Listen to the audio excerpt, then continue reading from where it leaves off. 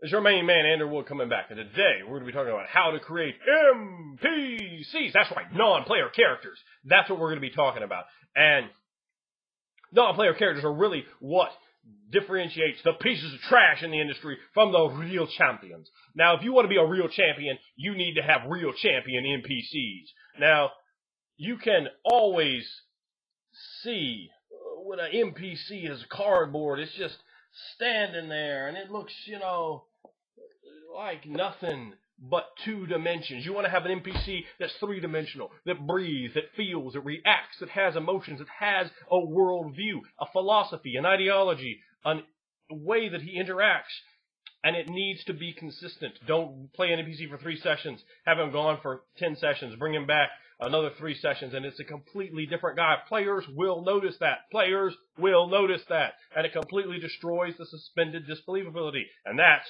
what we want to work toward, because that's what sets up a high-quality game, being able to get into that mental space and share it with everyone and really bring it in. Now, when you're doing NPCs, I like to have at least 20 keystone corner NPCs. Did I make 20 NPCs for our campaign? Hell no.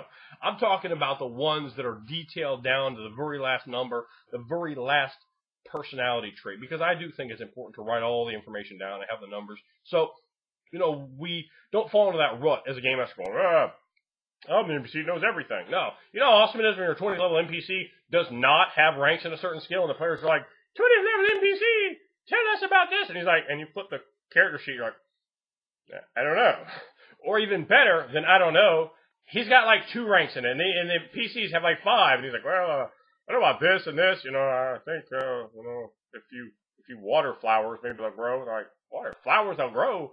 What the hell are you talking about? You don't know about this? Oh, dude, that's not my area of specialty. I'm not that informed on that. Also, when you're putting the skills together, put some weird shit in there. People have hobbies. People have interesting things they do. Maybe the character cultivates roses or is an excellent weaver or had a long career as a leather worker before he became an arch-wizard.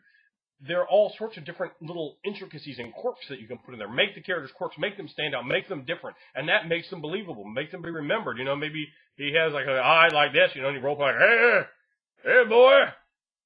It made me a little uglier. I don't even want to see that. But, or maybe he's, throw a little Nikita Koloff in there, or, have a character. The big thing with NPCs, to have a showcase of NPCs, a bunch of different ones, is you need to have different sorts of personalities. Maybe one's a bravo bully that pushes the PCs around to get what he wants, and hell, he might even be a good guy. Deep down inside, he might have completely the right thing, but man, most players aren't like that. So, you can set that up with the complete opposite. Nice characters. So very nice, concerned, and very willing to help the PCs and coming by and really earning and winning their confidence. Fortunately, there's that one little dark secret in that road he pulls the PCs down, particularly that one that happened to be a little greedy, and you can start telling that story of corruption.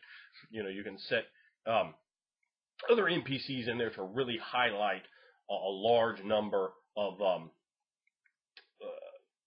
different plots. And I think it's very important to tie plots to NPCs, to have, their own plot, like, say this NPC is transfixed by bringing a dead god back to life. And maybe once he gets with the player characters, they start figuring these things out. You might have 6 different reactions from the player characters, everything from, yeah, hell yeah, I'm going to help you, to, I'm going to tie you to a stake and burn you alive, you sick freak. And these kind of things should create a lot of tension in the party, and I think tension is great, because tension is what creates drama, and drama creates people sitting up. And this is when you fucking have them right here in the palm of your hand, and when you have them in the hand, lay the smack down on their monkey asses, and you grab them. When you have the attention, you flip it, you do something else, you bring it over here, and it really pops the scene, and you'll see that when your players are sitting up, ain't nobody laying back, ain't nobody sipping on that Mountain Dew or stacking the pizza. Nobody's computer's up. They're all just looking. And they might even be looking at you. They might be looking at each other like, oh, what are these fucks going to do? And that really creates it. And you create that drama off your NPCs. For the NPC, basically, there's no wrong place to start. You can start anywhere, man. It's the germination of the seed of imagination inside your mind. Let it ruminate around. Don't pull it out too quick, man. It's like a pizza. if you pull it out too quick, you know, it's going to be shit. But don't leave it there too long. It'll bring it out right at the right moment when the time is right. You know, think about the name. Make the name evocative. You know, you can use alliteration. You can use symbolism in the name. Don't have something cliche and corny. And unless you want a character that's cliche and corny. Absolutely nothing wrong with throwing a character like that. And you don't want to throw two of them in, probably. And you certainly don't want to do more than that, because at that point you just become cliche and corny. But you could have more than, well, you could have a character like that. You know, that's a complete stereotype. Or you can have this complete stereotype dwarf, and he has one little quirk that the players don't see, and you know, you flip it, and that can really pop the whole character. Now, you know, when you have these plot lines on the NPCs, and what I like to do is I'm basically have, you know, a large spread out area the PCs are going to be able to go adventuring in, whether it's a vampire game or a Dungeons & Dragons game, Call of Cthulhu, whatever it is. Give them space. And I'll make loads of NPCs, my foundation NPCs, the really important ones. And my creative writing teacher used to love to say, don't be afraid to kill your darlings. And sometimes that great NPC that you really wanted to play, you just can't. It doesn't work, and it doesn't make sense, or, you know, the players don't like him, they see him, and or they offend him really badly, and he's not going to keep coming. Don't ever make NPCs go, actually, you know, no. Don't let the PCs leave, let the PCs fight, let the PCs do what they need to do, but do not break character. Sometimes game masters do that, and that is bad. Because all of a sudden it's not the NPC anymore, it's you, the game master, speaking through the lips of the character. Never do that, ever. Never acceptable. You know, that's almost a hallmark of what separates a you know, a very bad game master from, you know, the next tier up. You know, you just can't do that. You know, whether it lets the PCs die or completely screw the game up, and there should never ever be a screw the game up, because PCs can lose. It's quite fine to have that wonderful epic quest with the PCs rewrite and whoop that ass and they lose. Now I'll run that, and the PCs lost. Oh, you should have done this, and this, and you actually killed the really good guys that you were supposed to help. And, yeah, the world's kind of fucked right now. It's fine. We'll come to the next story, and we'll see what happens there. You know, how are things going to go? And, you know, let the NPCs make that impact. Because when they make the impact, they're going to go, oh, yeah, that was really cool. You know, when you have those awesome NPCs, and NPCs pretty much should be made the same way you make PCs. Spend lots of time on them. Now, there's some that you're going to have to make on the fly. Now, there's some that don't need that much put into them. Now, you don't want to role play every time they spend 3 copper to buy, you know, a meal in a tavern. Don't do that. There's no point to do. Don't do that. Don't every time they go and buy. Just let them. Okay, you know, when I'm running a game, I'll work a few scenes in. Okay, we're at the bazaar, we're at the tavern. Boom, boom, boom. We'll do it here and there, but most of the time that's just off-scene stuff. Look at it like this. You're running a television show. You might show that every once in a while on a television show, but you're not going to show it all the time. Not when you have kick-ass adventure and blood to be sucked, or, you know, werewolves going out and fucking each other, or whatever the hell you have going on in the game. You know, that should be more the center focus. These other things, here and there, use them as icing. Don't use them to the point they become boring and like, okay. So, you can also, when you're creating your board of NPCs, have a lot of different ones. Try to showcase loads of different things. You know, like I said, you have the Bravo bully. You have, you know, the conniving schemer. And you can take these very simple sort of classic archetypes I've said and dress them up in completely different ways where they're not even seen very often. You know, you make the Bravo bully a high-class, extremely well-educated, poised, and oh so polite heiress to the duchy. You know, she's going to be the new duchess, and she just bullies the fuck out of everyone around her, and she's good. She's perfectly good. She's just a bitch. And, you know, that doesn't really have any precedent over alignment. So, you know, you could put something like that on there. You can really use, and think about the things you don't use. Like if you, like for me, I always used to say he, and then I started looking at she, and started really making them more looking at becoming better at running female NPCs, and through a concerted effort, bringing more female NPCs in there. And I thought, I have him, and then I was thinking, I thought, well, what if he was she? How would that be?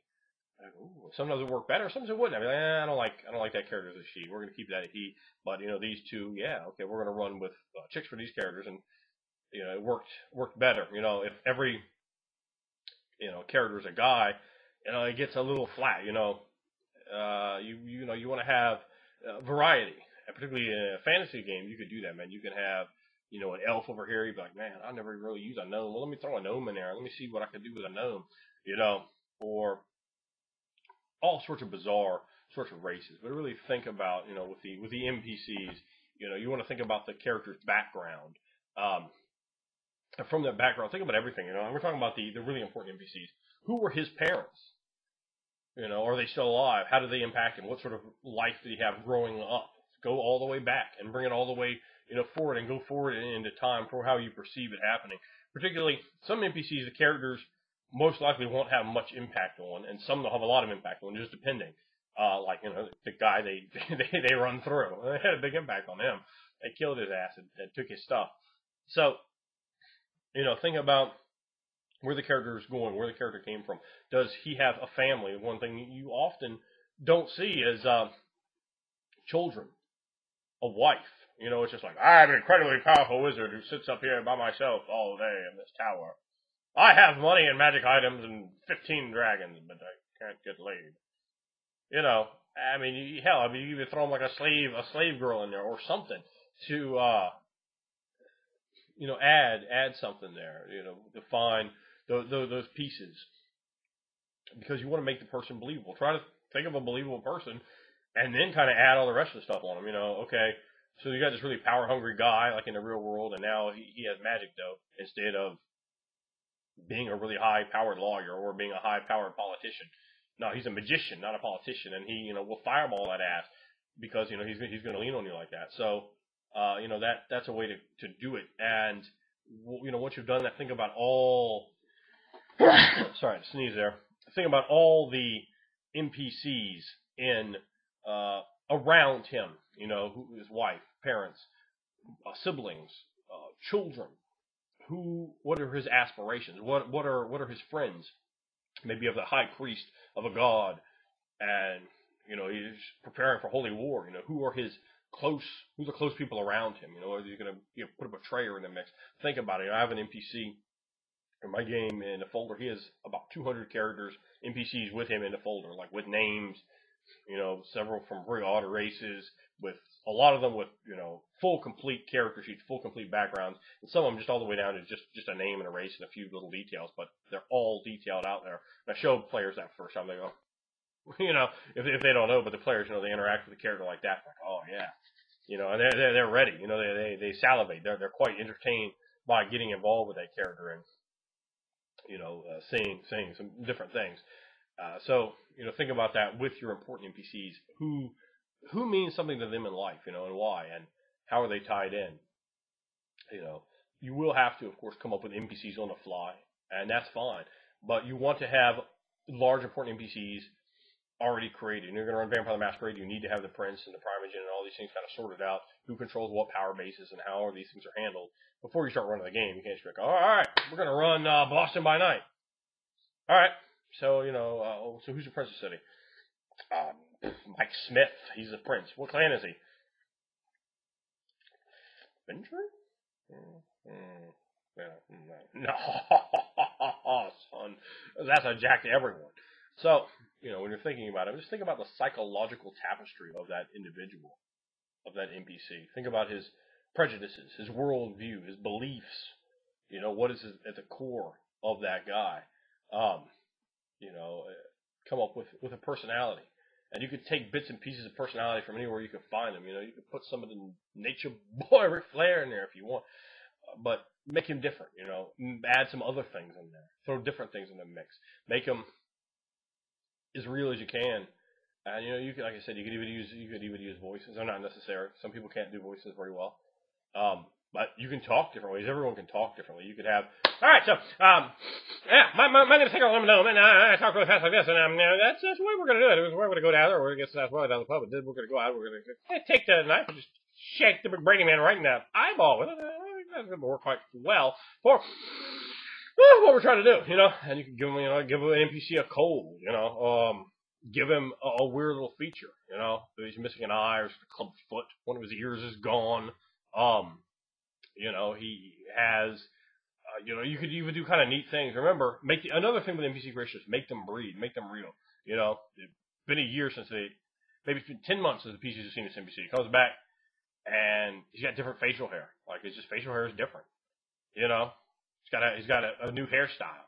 That kind of thing can really just pop the NPCs because they just expect the same motherfucker or the PCs, they expect the same thing there, and when they see that change, when you see those slow, subtle bits, man, NPCs make the world breathe, and that is what the NPCs need to do, make the world seem real, because that's really where the story from your angle is being told, from the NPCs that come around and populate the co-stars to all the way down to the guy behind the bar. And like I said, you don't need to run those scenes very often, but when you do run them, put something on them. Give the bartender something to do. Give the guy that's shining the boots, give him something to do, and make even those base ass first level commoners, make them cool, in their own way. And the PCs be like, oh yeah, I had that relationship. Okay, well you go back and he does your boots again. You could give another scene with them or not, but they're going to remember. It's going to tie in. It's not just going to be like, well, whatever. They got something for that mileage. They got something for that money. So that's basically, how I want to put NPCs together. The thought process can start anywhere. And I keep rolling them around in my mind. I keep thinking and adding more and adding more and adding more, subtracting pieces, changing things around, trying out different faces on them, what's this guy look like as an orc? What's this guy look like as an aquatic elf? What's this individual now look like as a woman? Or what if we flip this religion or that religion? Or we make this a vampire, make this a werewolf. However we want to come about that NPC to really make it stand out, to make it unique, to make it interesting. And that's, really what you want to do. And have a large number of them and have them tied at least to some degree to locations. And remember, even if they're tied to location, unless they're really tied to location, but they're not going to be all tied. If he's like, oh, we made this quest over here to see you. Oh, he ain't here right now. What do you mean he's not here right now? Oh, I think he's fishing over there or something. I don't know. He'll be back tonight. Oh, would you throw a real world curveball in there? The PC, man, I gotta believe that. I gotta buy that. That the guy's not always just sitting there waiting on us. Never ever make the NPCs just waiting, unless they're really, legitimately waiting on the NPCs.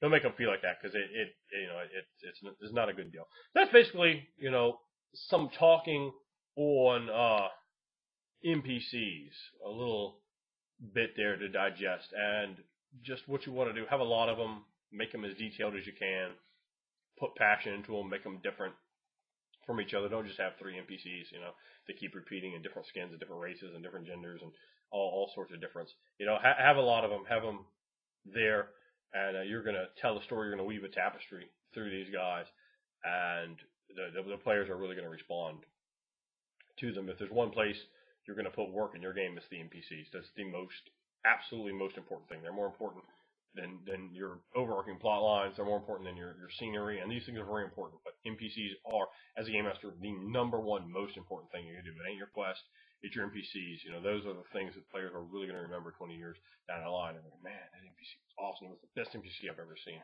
And that is what you want to have them saying about the NPCs you're making.